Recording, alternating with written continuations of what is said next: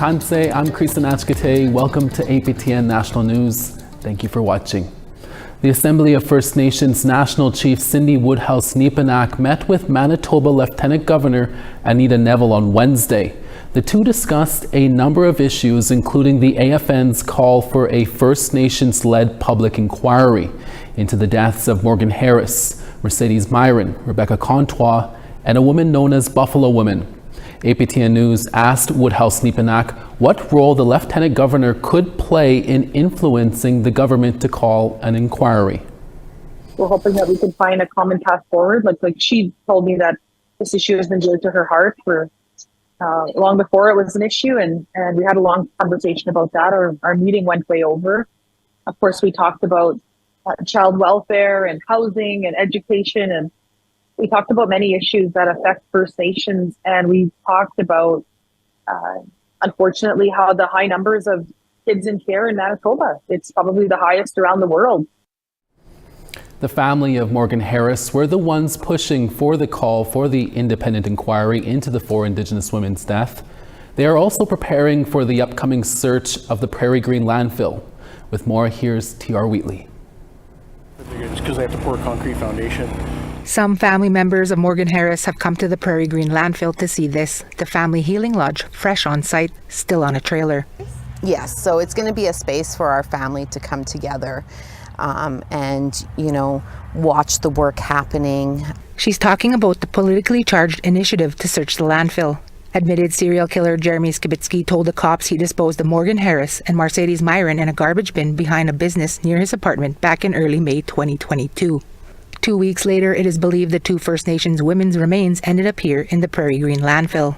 This healing lodge will become a safe space for the Harris and Myron families to gather once the search begins in the fall. Do ceremony with our elder, Grandma Shingu, smudge, be fanned down, whatever it is that we're needing to get through that day. Because each day we know is going to be different. One day it could be really good. The next day, we could be hit with a lot of sadness. After a heart-wrenching 2 years, this is the third bit of good news that Morgan's relatives have heard in a row. Just last week, Skibitsky was found guilty of 4 counts of first-degree murder for Morgan, Mercedes, Rebecca Contois, and yet to be identified Buffalo Woman. At the same time, an annual event for the Assembly of First Nations was happening in Montreal, where Robinson and Morgan's children were seeking support for an inquiry into the 4 women's deaths. The Assembly of Manitoba Chiefs, or AMC, put a resolution on the floor that was unanimously supported by all leadership in attendance. Here on site at the Healing Lodge, Robinson also shares her reaction to the midweek announcement about National Chief Cindy Woodhouse Nepinak meeting with Manitoba's Lieutenant Governor. I was a little taken back that we weren't informed that it was happening. After calming herself down, Robinson said she reached out to the AMC, who then explained this brief meeting was to hand the resolution over. Everything that we've done has always been family-led, family first. Assembly Manitoba Chiefs has always ensured that everything is run through us before it goes back out. So it was a bit of a shocker as I was sitting there this morning drinking my coffee. So I immediately messaged and said, "What's the scoop on this?" And so no, it'll be a quick exchange today. I understand. I'll take it as that. And when it's time for us to sit down, we will. Right now, though, Robinson says the real work of searching the landfill is what's important, so they can bring Morgan and Mercedes home to their communities for a proper burial. T.R. Wheatley, APTN National News, Winnipeg. The representative for youth and children in BC just released their latest report, which details the tragic story of a young boy that was failed by the system. APTN's Tina House has this report and a warning to some viewers. Some details in the story may be disturbing. The stories of the children in this report call us to take action and to take action now. At this press conference, Grace Lohr, who is the Minister of Children and Families, addressed the media. They are here to discuss this report called Don't Look Away, that shines a spotlight on the cracks in the system that failed an 11-year-old boy named Colby, a First Nations boy who died after enduring months of torture, neglect, and severe abuse at the hands of extended family caregivers. In the report, the representative says intergenerational trauma is one of the factors in the death of Colby and many other kids in care. How do you make sure that some of the intergenerational violence that is caused by historical and ongoing colonization and colonialism, how does that get addressed so that there can be really strong and loving relationships and nurturing and back to breathing life into the ways of being from time immemorial? Cheryl Casimir of the First Nations Leadership Council says enough is enough and more needs to be done to ever prevent this from happening ever again.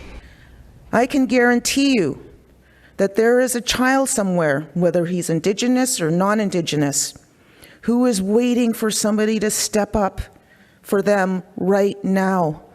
There is a child somewhere today who is hungry, who is being hurt, who is suffering from mental health issues, who is hoping an adult or someone is going to come along and help them. The report highlights the confusion over roles and responsibilities, not enough support for struggling parents and caregivers, essentially setting them up to fail, requires an entire system review. We are going to look at whether we need to pull apart, think differently about prevention and protection. And as the representative has said, we also need to take the steps now that support children's safety. Mary Teegee from Carrier-Sir County Family Services read a powerful quote from a young boy in care to the audience. I would like to leave you with the words of a young boy, a child in care, and I say this often, but it bears repeating, who said he dreamt of a day when he only had to read about the impacts of colonization in residential school, not have to live it. In this case, Colby unfortunately had to die from those impacts. Tina House, APTN National News, Vancouver. Though the Winnipeg Jets run didn't last long during the playoff season, ticket sales from the celebratory events like the Whiteout Street Parties will make a lasting impact in Winnipeg. On Tuesday, United Way Winnipeg and True North Sports and Entertainment announced that they would be giving $100,000 raised from Whiteout Street Party ticket sales to local community organizations. $25,000 each will go to 4 organizations addressing addictions and homelessness in Winnipeg, including Main Street Project and Indina Waymak, the Bruce Oak Recovery Center, and Salome Mission. They say not a penny will go to fundraising or administrative costs, but rather to the front lines. To date, more than $300,000 of ticket sales proceeds has been reinvested into local organizations. Main Street Project's Executive Director Jamil Mahmood shared how the Winnipeg Jets include everyone in the celebrations come playoff time. It wasn't mentioned in this, but it's really, the work that happens around making sure that every shelter in the city is able to throw a whiteout party in our own buildings and screen the games and provide pizza and have the Jets towels present and that kind of stuff. Gifts and things like that are all big part, and True North doesn't promote that part, but it's a big part of celebrating that culture of hockey and what the whiteout parties mean in all of our spaces for all of our community members. An investigation is underway for a jail in Western Ontario regarding human rights allegations. We'll bring you an update of that story right after the break.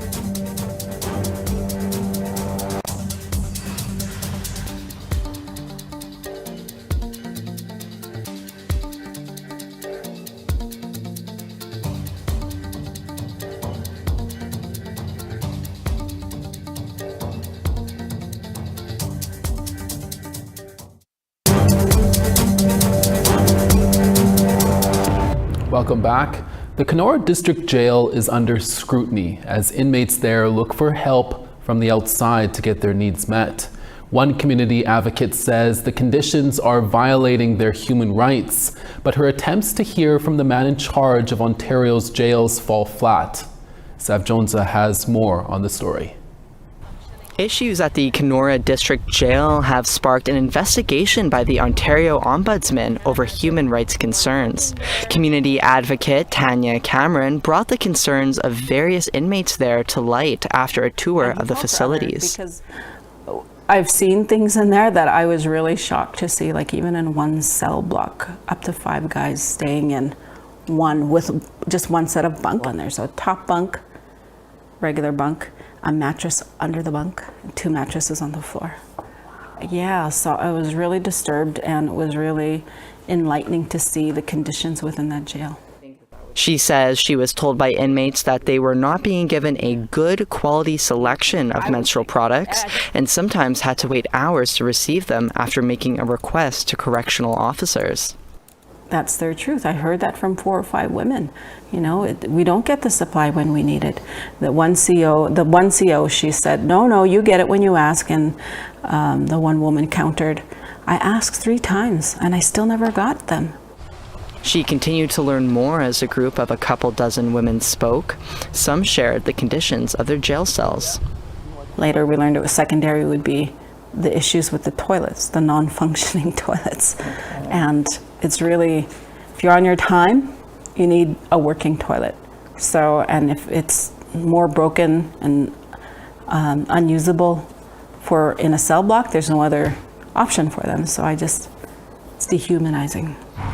Cameron says roughly 90% of the women there are from First Nations in the area. They told her they have no access to traditional healing spaces for connecting with their culture while serving time, but that the men do. Cameron says the women's spaces were taken down during a construction period a few years ago and were never put back up. The male inmates have a sweat lodge, teepee, and a tent for traditional teachings. I don't know if they recognize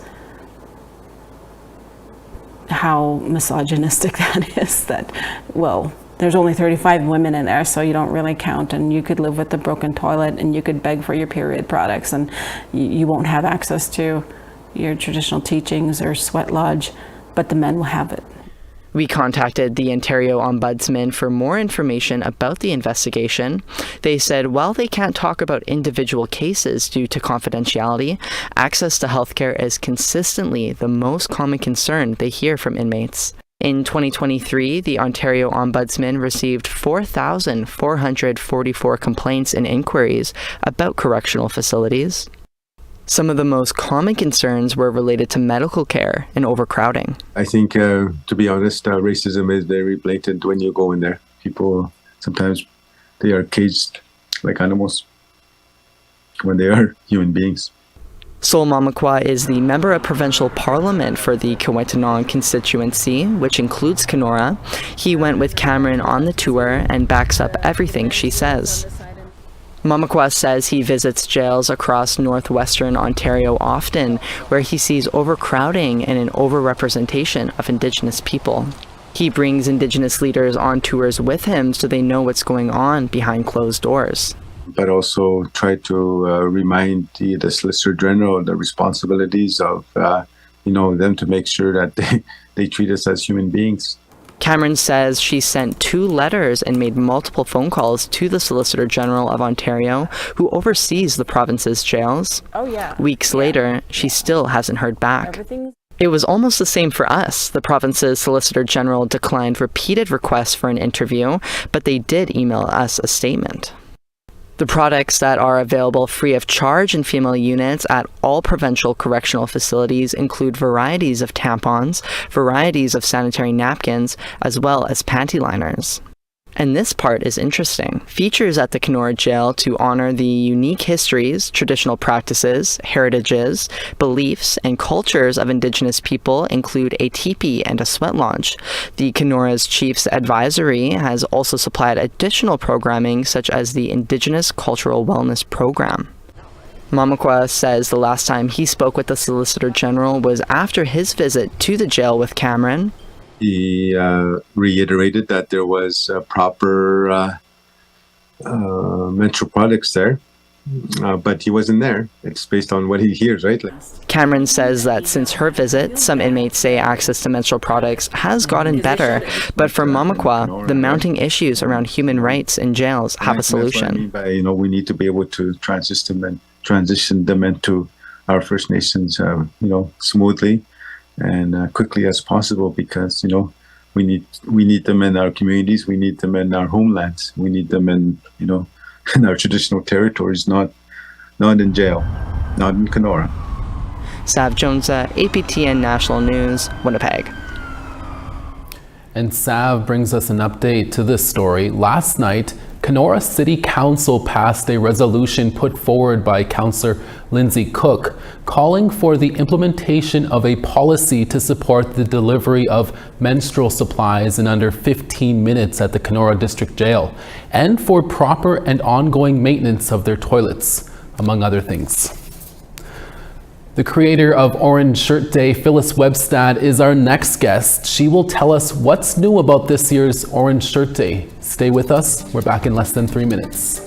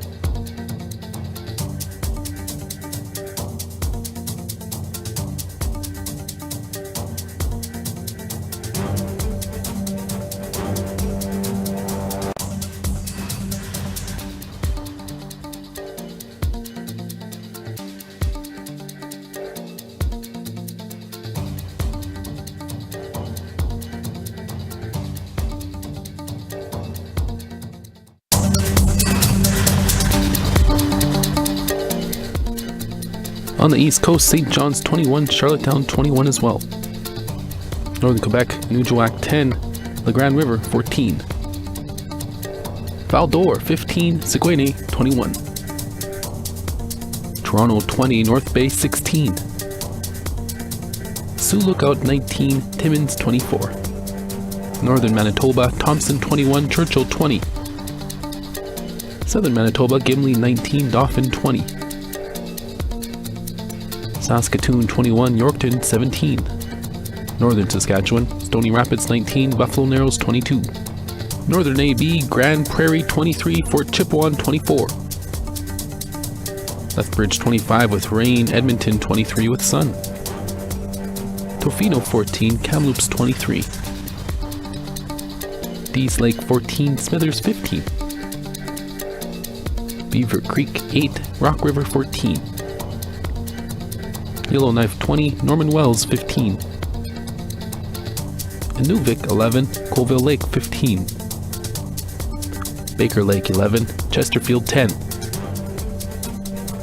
Arctic Bay 7, and Igloolik 11.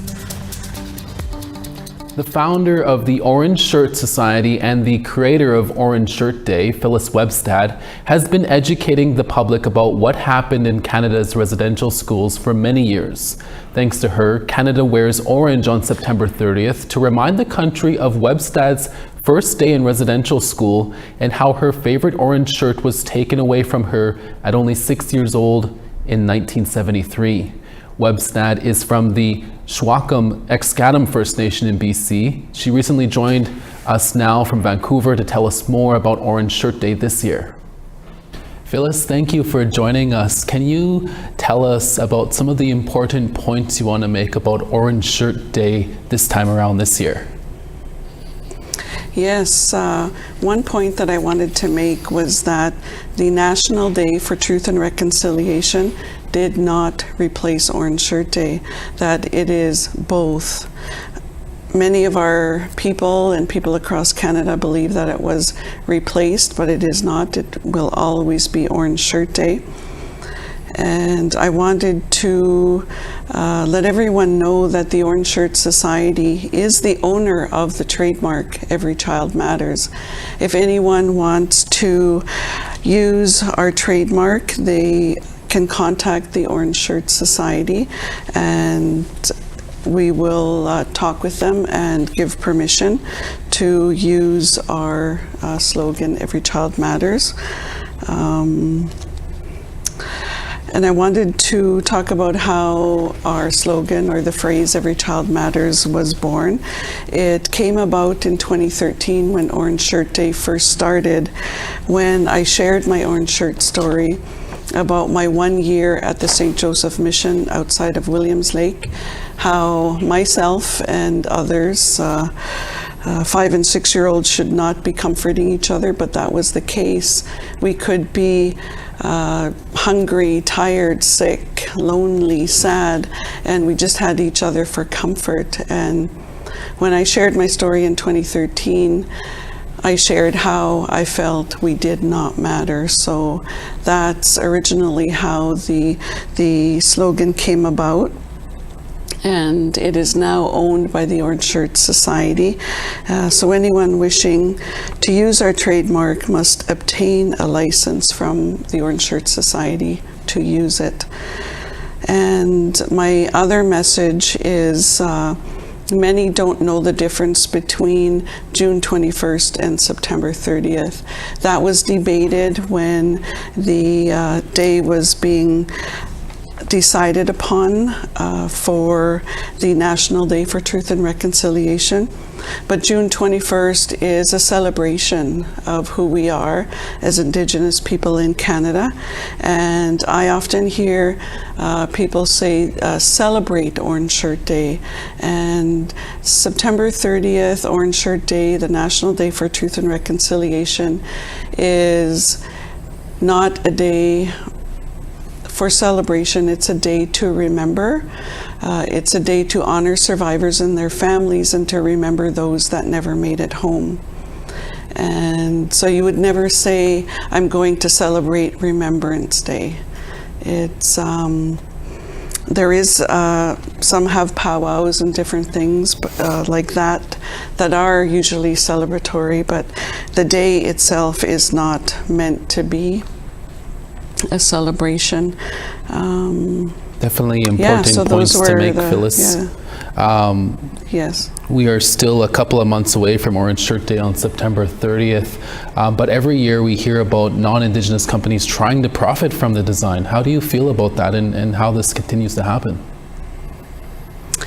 Yes, from the very beginning when the Orange Shirt movement started, we at the Orange Shirt Society have not had the capacity to adequately respond to what's happening. We're a staff of 7 now. We've only been have an office full-time since 2019, so a little over 5 years, and it has grown and continues to grow. So now that we are the owners of our trademark, we can control it a bit more, but it is painful to see that companies are using Every Child Matters and are profiting. Phyllis, finally, really quickly here, on Orange Shirt Day this year on September 30th, really briefly, what would you like Canadians to do on this day? Orange Shirt Day, the National Day for Truth and Reconciliation on September 30th is a day to have conversation on all aspects of Indian residential school and the impacts that it has on families and continues to have.